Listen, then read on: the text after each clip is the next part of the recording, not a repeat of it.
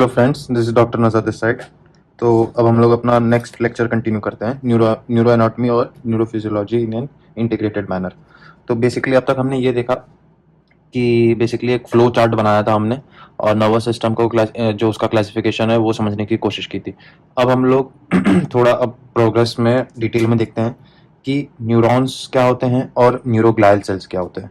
तो बेसिकली जो आपका नर्वस सिस्टम है, ठीक, उसके अंदर दो तरह के सेल्स प्रेजेंट है।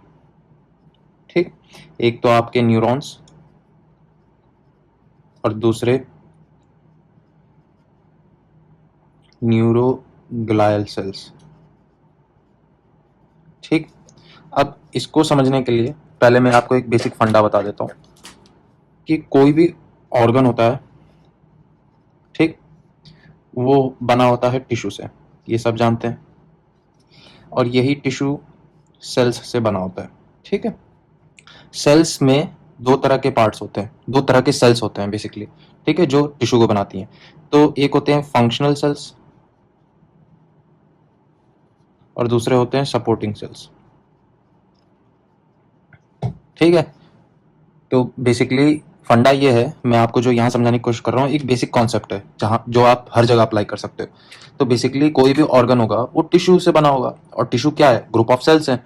सेल्स दो तरह के उस टिश्यू में होंगे, एक होंगे सपोर्टिंग सेल्स और दूसरे फंक्शनल सेल्स। ठीक, तो बेसिकली क्या होता है कि जो फंक्शनल सेल्स होते हैं हम इन्हीं को पैरेनकाइमल सेल्स बोलते हैं या पैरेनकाइमा बोलते हैं। ठीक, और सपोर्टिंग सेल्स जो होते हैं उन्हें हम लोग स्ट्रोमा बोलते हैं। तो आपने ये टर्म्स सुने होंगे, पैरेनकाइमा, स्ट्रोमा। तो बेसिकली वो यही कह रहा है कि फंक्शनल जो सेल्स होती हैं किसी पर्टिकुलर ऑर्गन की, जो स्पेशल फंक्शन होंगी, मॉडिफाइड फंक्शन, जो पर्टिकुलर सेल्स मॉडिफाइड होंगी किसी पर्टिकुलर फंक्शन के लिए, उनको पैरेनकाइमा बोला गया। उस टिश्यू के पार्ट को पैरेनकाइमा बोला गया, और उस टिश्यू को या फंक्शनल यूनिट को सपोर्ट करने के लिए सपोर्टिंग टिश्यू या सपोर्टिंग सेल्स जो हैं उसको स्ट्रोमा बोलते हैं। ठीक, तो उसी तरह से न्यूरॉन्स हमारे यहाँ पे फंक्शनल सेल्स होंगे, ठीक है, और न्यूरोग्लायल सेल्स क्या होंगे, हमारे सपोर्टिंग सेल्स होंगे। तो बेसिकली जो न्यूरॉन्स है वो फंक्शनल यूनिट है, और फंक्शनल यूनिट बोलो या फिर पैरेनकाइमा बोलो। ठीक है, तो अब हम लोग पहले ये डिस्कस करेंगे कि सेंट्रल नर्वस सिस्टम में, ये हमारा सेंट्रल नर्वस सिस्टम हो गया। ठीक, तो सेंट्रल नर्वस सिस्टम में तो जो न्यूरॉन्स हैं, पहले हमें न्यूरॉन समझना होगा कि न्यूरॉन होता क्या है। तो अगर मैं एक न्यूरॉन यहाँ बनाऊं,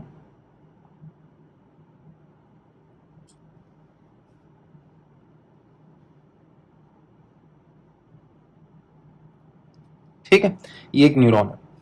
बेसिकली ये हमारा इसका सेल बॉडी होगा,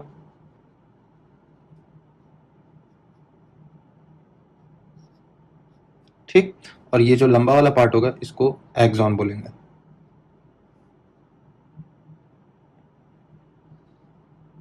ठीक है, और एंड में डेंड्राइट्स होंगे।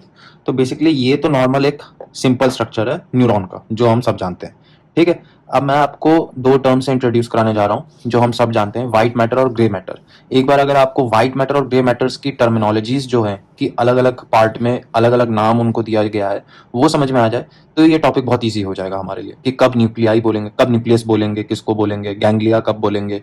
ठीक है, तो ये समझने की कोशिश करते हैं। तो बेसिकली हम जानते हैं कि सेंट्रल नर्वस सिस्टम में ग्रे मैटर, ठीक, और व्हाइट मैटर। ठीक है, तो ग्रे मैटर किसको बोलते हैं, कलेक्शन ऑफ सेल बॉडीज, यहां पे लिख लेते हैं, कलेक्शन ऑफ सेल बॉडीज। ठीक, और व्हाइट मैटर को क्या बोलते हैं, collection of bundle of axons.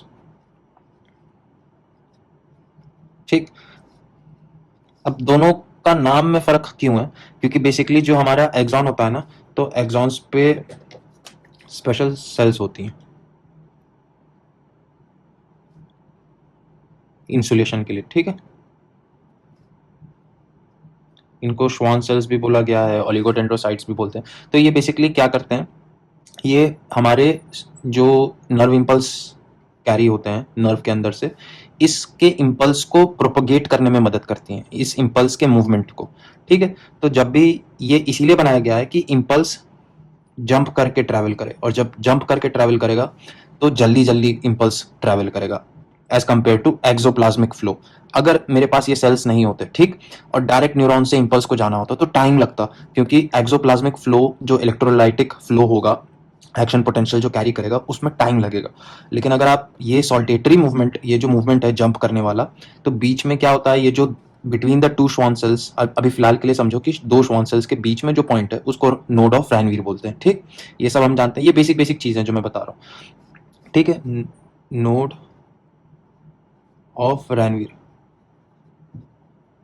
ठीक है, नोड ऑफ रैनवीर के बीच में ये इम्पल्स जंप करता है, या फिर ऐसा ऐसा बोला गया है जंप कर रहा है, लेकिन वो सेल्स की जल्दी से गैप जंक्शंस की वजह से जल्दी ट्रैवल करता है। ठीक है, तो इस मूवमेंट को, ये जंपिंग मूवमेंट को हम लोग नाम देते हैं सॉल्टेटरी मूवमेंट। इसीलिए नर्व कंडक्शन की जो वेलोसिटी होती है फास्ट होती है, क्योंकि जल्दी ट्रैवल करना है, ठीक है, किसी भी इम्पल्स को न्यूरॉन के अंदर। अच्छा, तो ये जो श्वान सेल्स की जो लेयर है, कोटिंग है जगह जगह पर, ठीक है, तो एक्सॉन पर इसका अपीयरेंस बेसिकली वाइट आता है। ठीक है, जब आप लाइट में मतलब माइक्रोस्कोपिकली जब स्टडी करते हो तो इनके जो सेल्स होते हैं ये वाइट अपीयर होती हैं। ठीक है, और ग्रॉस एनाटॉमिकली भी ये वाइट अपीयर होती है as compared to cell body. Cell body के अंदर न्यूक्लियस होता है, प्रोटीन्स हैं, बहुत सारे ऑर्गेनल्स हैं, तो उस वजह से सेल बॉडी का कलर इम्पार्ट जो होता है वो डार्क कलर होता है। तो इसीलिए ग्रे मैटर को, कलेक्शन ऑफ सेल बॉडीज को ग्रे मैटर बोला गया है, और बंडल एक्सॉन्स जो है हमारे, bundle collection, bundle of axons, उनको व्हाइट मैटर नाम दिया गया। ठीक है, तो यहाँ पे हम लोग बना लेते हैं, मान लो कई सारे सेल बॉडीज का कलेक्शन है। ठीक है, तो इनको ग्रे मैटर बोला जाएगा जहाँ पे भी कलेक्शन ऑफ सेल बॉडीज मिलेगा। ठीक है, और ये इसमें से क्या निकलेगा, एक्सॉन्स निकलेंगे।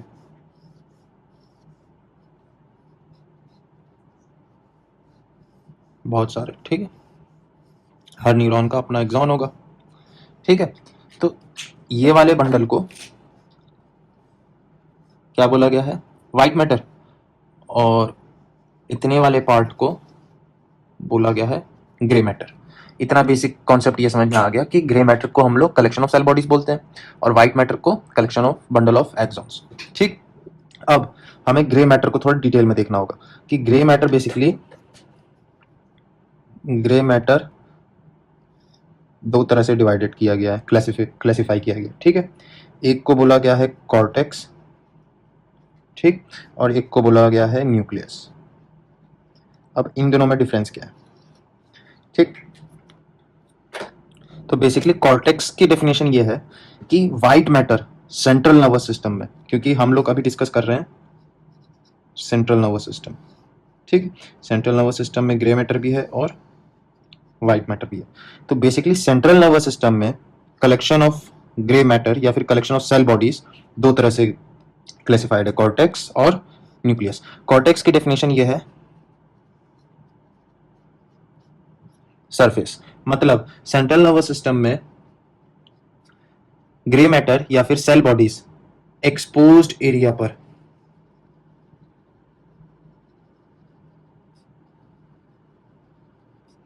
एक्सपोज्ड एरिया पर जहां जहां दिखेगा हमें, उसको कॉर्टेक्स बोला गया। इसीलिए इसको सेरिब्रल कॉर्टेक्स बोलते हैं, और इसको बोलते हैं सेरिबेलर कॉर्टेक्स। ठीक है, तो डेफिनेशन के हिसाब से कॉर्टेक्स कब बोलते हैं हम लोग, ग्रे मैटर को कॉर्टेक्स कब बोलेंगे, जब सरफेस पर सेल बॉडीज का कलेक्शन हो, सरफेस पर या फिर एक्सपोज्ड पार्ट पर। ठीक है, और न्यूक्लियस कब बोलेंगे, न्यूक्लियस बेसिकली हम लोग तब बोलते हैं कि जो पीसेस होती हैं, पीसेस ऑफ ग्रे मैटर, ठीक, pieces of grey matter embedded in white matter, ये है डेफिनेशन न्यूक्लियस की। बेसिकली हमारा जो ग्रे मैटर होता है कलेक्शन ऑफ सेल बॉडीज, ठीक, तो मान लो कि यहाँ पे ये मेरा कलेक्शन ऑफ सेल बॉडीज है, ठीक, लेकिन ये कहाँ पर है, ये अंदर है, स्पाइनल कॉर्ड के अंदर, मतलब ये जो व्हाइट मैटर है इसके अंदर है, मतलब इस कलेक्शन ऑफ ग्रे मैटर या कलेक्शन ऑफ सेल बॉडीज के चारों तरफ हमारा व्हाइट मैटर है, और वो जो बैठा हुआ है उसको न्यूक्लियस बोला गया। अब इस न्यूक्लियस से बेसिकली एक क्रेनियल नर्व निकलेगी, ठीक है। तो फॉर एग्जाम्पल मान लो कि ये जो हमारा कलेक्शन ऑफ सेल बॉडीज है या grey matter embedded with in the white matter, इसको न्यूक्लियस बोलेंगे। अब इस न्यूक्लियस से कौन सी क्रेनियल नर्व निकलती है, उसी के ऊपर इस न्यूक्लियस का नाम होगा। फॉर एग्जाम्पल न्यूक्लियस ऑफ फलाना क्रेनियल नर्व, अगर मान लो ये 7th क्रेनियल नर्व है, ठीक, तो मैं इस न्यूक्लियस को बोलूंगा nucleus of 7th cranial nerve, ठीक, या फिर 7th क्रेनियल नर्व न्यूक्लियस, ठीक है। उसी तरह से और भी न्यूक्लियस होते हैं, मान लो ये क्रेनियल नर्व 12th के लिए है, तो इस न्यूक्लियस का नाम होगा nucleus of 12th cranial nerve. तो बेसिकली ग्रे मैटर के पीसेस जो सराउंडेड है व्हाइट मैटर से, ठीक है, तो उसको न्यूक्लियस बोला गया है। अब वो अंदर होते हैं, वो देख नहीं सकते हमें, तो उनको न्यूक्लियस बोला गया, ठीक। और रही बात हमारी, अच्छा एक क्वेश्चन ये है कि न्यूक्लियस वर्सेस गैंग्लियन या गैंग्लिया, इन दोनों में डिफरेंस क्या है, जबकि दोनों ही कलेक्शन ऑफ सेल बॉडीज हैं, दोनों ही ग्रे मैटर है। तो फर्क यहाँ पर है कि न्यूक्लियस हम तब बोलते हैं जब ग्रे मैटर के पीसेस जो हैं वो सेंट्रल नर्वस सिस्टम में लोकेटेड है, लेकिन गैंग्लिया हम तब बोलते हैं जब ये पेरिफेरल नर्वस सिस्टम में लोकेटेड है, क्योंकि दोनों ही कलेक्शन ऑफ सेल बॉडीज हैं, दोनों ही ग्रे मैटर है। लेकिन अगर वो पेरिफेरल नर्वस सिस्टम से मतलब रिलेटेड है, लोकेटेड है कलेक्शन ऑफ सेल बॉडीज, तो उस ग्रे मैटर को हम लोग गैंग्लिया बोलते हैं या गैंग्लियन बोलते हैं। लेकिन सेंट्रल नर्वस सिस्टम के अंदर होगा तो उसे न्यूक्लियस बोलेंगे, ठीक। अब हम लोग ये देखते हैं हमें थोड़ा सा डिटेल में अब व्हाइट मैटर को देखना होगा, ठीक है। तो बेसिकली ये है हमारा क्लासिफिकेशन कि ग्रे मैटर को किस तरह से क्लासिफाई किया गया है, कॉर्टिकल या फिर कॉर्टेक्स और न्यूक्लियस। कॉर्टेक्स वर्ड का मतलब ही होता है बाहर, जैसे हम लोग पढ़ते हैं ना कोई भी ऑर्गन, जैसे हम लोग एड्रिनल ग्लैंड पढ़ते हैं, ठीक है, तो एड्रिनल ग्लैंड के अंदर वाला पार्ट मेडुला होता है और बाहर वाला पार्ट कॉर्टेक्स होता है। बात करो किडनी की, medullary nephrons, cortical nephrons, cortex का मतलब होता है बाहर, तो इसीलिए इसकी क्लासिफिकेशन में ये वर्ड कॉर्टेक्स यूज किया गया है, क्योंकि ये वाला जो ग्रे मैटर है ये बाहर लोकेटेड है, ठीक, सरफेस पर है एक्सपोज्ड, तो इसको कॉर्टेक्स बोला गया, और अंदर जो कलेक्शन है उसको न्यूक्लियस बोला गया। उसी तरह से यहाँ पर भी हमारे